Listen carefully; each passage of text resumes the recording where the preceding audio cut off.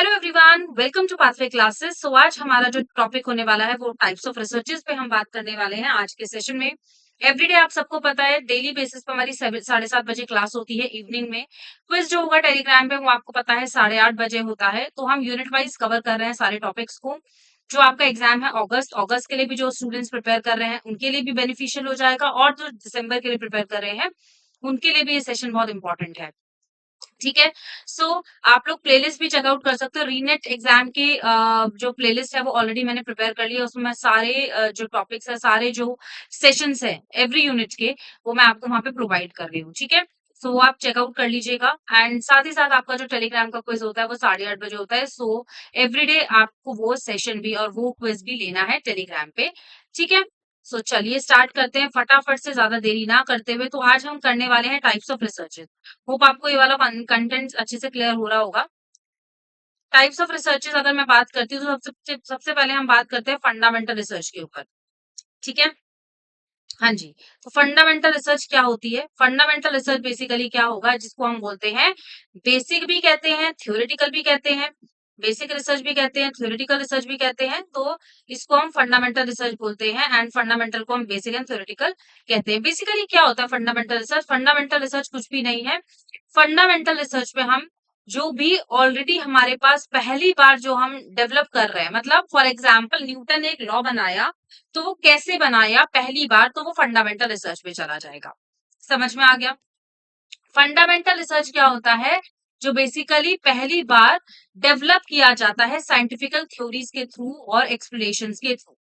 Clear? तो ये आपका हो जाएगा क्या, इंडक्टिव होगा, डिडक्टिव होगा। तो आप सबको ये पता होना चाहिए कि जो ये आपका फंडामेंटल रिसर्च है ये आपका इंडक्टिव है, क्योंकि पहली बार डेवलप कर रहे हो ना आप। ठीक है। तो इंडक्टिव रिसर्च हो जाता है। Inductive means qualitative research. ठीक है ना। इंडक्टिव एंड डिडक्टिव का कॉन्सेप्ट भी आपको बहुत अच्छे से समझ में आना चाहिए। तो आई होप कि आपको ये समझ में आ गया होगा। ठीक है। पहली बार जो भी आप रिसर्च कर रहे हो वो आपका फंडामेंटल हो जाता है। चाहे आप स्किनर के लॉ की बात करो, चाहे आप न्यूटन के लॉ की बात करो, तो वो आपका बेसिक हो जाता है। नेक्स्ट आ जाएगा आपका अप्लाइड रिसर्च। अप्लाइड रिसर्च क्या होता है? अप्लाइड रिसर्च आपका डिडक्टिव होता है। ध्यान रखिएगा। क्यों होता है डिडक्टिव? क्योंकि यहाँ पे आप अप्लाई कर रहे हो। आप यहाँ पे जो डेटा है वो आपका क्वांटिटेटिव फॉर्म में हो सकता है, दैट मीन स्टेटिस्टिकल डेटा में हो सकता है। जैसे प्रॉब्लम्स को जब हम सॉल्व आउट करते हैं, अप्लाइड क्या होता है? फंडामेंटल का ही आगे का वर्जन है। जैसे फॉर एग्जाम्पल न्यूटन ने एक लॉ बनाया, अब आप उसे अप्लाई करोगे। हर बार नया तो नहीं बनाओगे न्यूटन के लॉ को, नहीं उसमें या चेंजेस तो नहीं लेकर आओगे। सेम लॉ बनाओगे, सेम लॉ यूज करोगे, या स्किनर ने जो लॉ दे दिया है उसी को आप यूज करोगे। According to the Skinner law या according to the Newton law आप वहां पे उसको जनरेट करोगे एक्सप्लेनेशन को। तो वो क्या हो जाता है? वो आ जाता है आपका अप्लाइड रिसर्च। तो उसको हम कहते हैं डिडक्टिव। डिडक्टिव है तो ये क्वांटिटेटिव हो जाएगा। सॉरी। क्लियर हो गया सबको? जब हम किसी भी थ्योरी को यूज कर रहे हैं वो आपका अप्लाइड में चला जाता है। हाँ जी। नेक्स्ट की बात करते हैं हम लोग। नेक्स्ट नेक्स्ट हो जाएगा आपका एक्शन रिसर्च। एक्शन रिसर्च क्या है? एक्शन रिसर्च, एक्शन रिसर्च आपका अप्लाइड सॉरी अप्लाइड का ही छोटा पार्ट है, एक वर्जन बोल सकते हो एक्शन रिसर्च को। एक सेकेंड।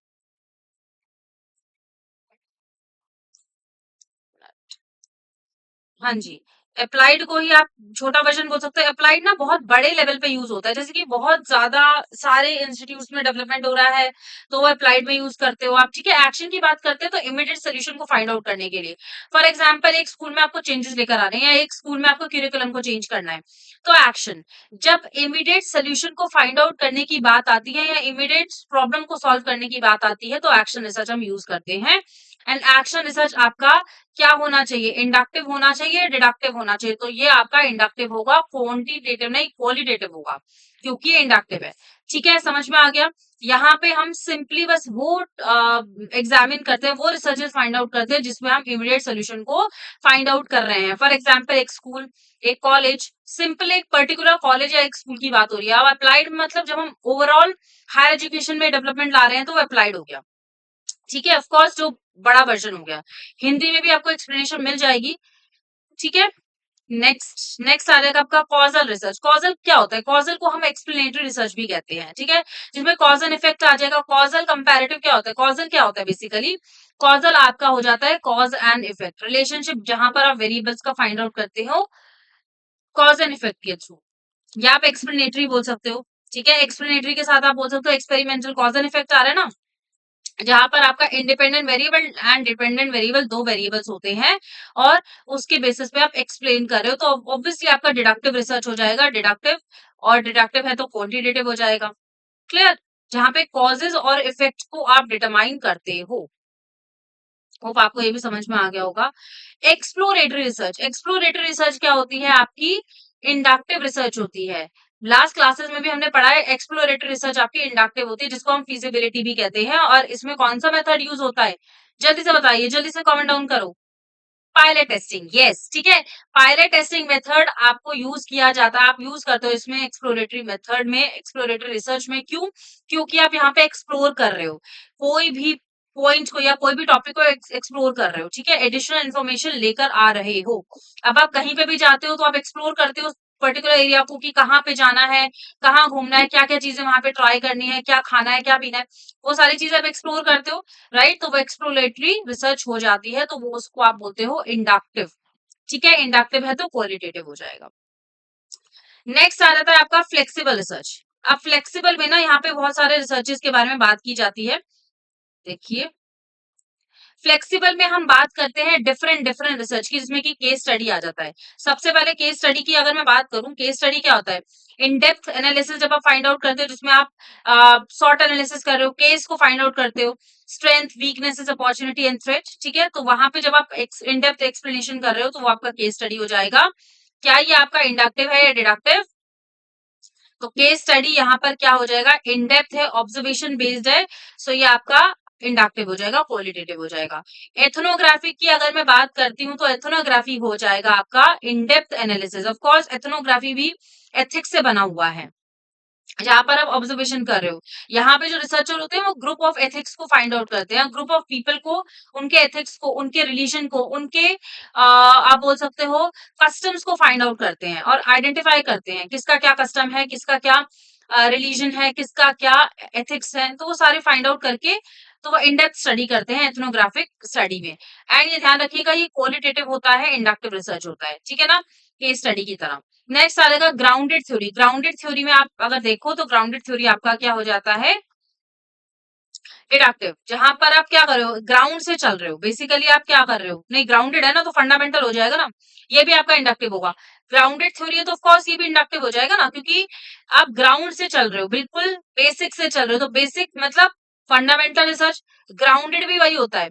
जब हम बिल्कुल बेस से चल रहे हैं, जैसे ये न्यूटन ने लॉ बनाया, स्किनर ने लॉ बनाया, तो कैसे बनाया होगा? ग्राउंडेड बेसिस पे किया होगा ना, पहले स्टार्टअप किया होगा, सारी चीजों को डिजाइन किया होगा, तीन थ्योरीज क्रिएट की होगी, एक्सपेरिमेंट्स वगैरह से पहले एक्सपेरिमेंट किया होगा, देन उसके बाद थ्योरीज क्रिएट की होगी। तो वो सारी चीजें आपको ध्यान में रखनी है। एग्जेगेटिकल स्टडी क्या होता है? एग्जेगेटिकल स्टडी या रिसर्च वो होती है जहां पर आप इंटरप्रेट करते हो टेक्स्ट को। टेक्स्ट मतलब जैसे स्क्रिप्चर्स, स्क्रिप्चर्स आप सबको पता है, अलग अलग रिलीजन का अलग अलग बुक्स होती हैं, ठीक है, अलग अलग कस्टम्स होते हैं, तो उनको डिस्कवर करता है यहाँ पर रिसर्चर।